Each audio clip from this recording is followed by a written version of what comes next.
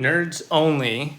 We're gonna do some shuffling algorithms, and really, like, I'm not gonna explain Fisher-Yates shuffling, but I'm gonna show you why that's the way to go, because I haven't really seen someone explain it. And it's not necessarily a proof. I'm not that smart, but it can give you some intuition as to why Fisher-Yates is better and uniform over maybe another approach.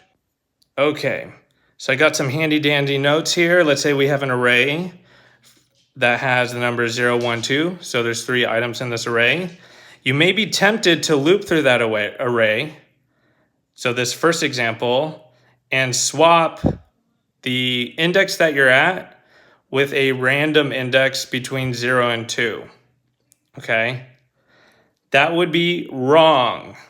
And instead, Fisher-Yates would say, so that's that second one, to swap between the index and a random number between 0 and the index. Okay, why? Why? Okay, so first, I think it's important to know there are 6 possible permutations of shuffling 3 numbers. Okay, that's just permutation 3. 3 times 2 times 1 equals 6. So again, I don't think this is necessarily a proof. Wow, I'm shaking so much.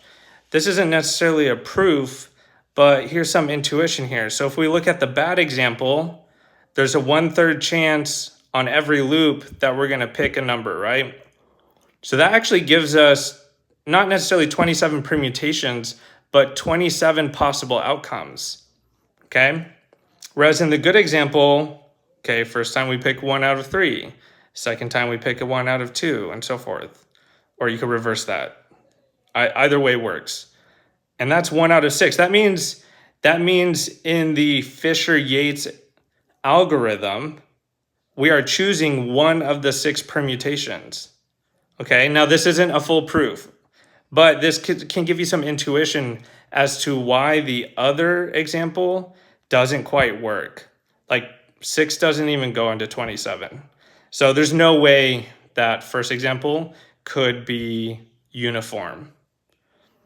Of course, you can test this. You can run both algorithms and collect like 1,000 times or 10,000 times and collect the data and plot it on a graph. And you'll see that the bad example is bad and the Fisher-Yates good example is good. So I haven't seen a video like this, so I wanted to put it out there. Again, not a proof, but hopefully helpful. Hopefully.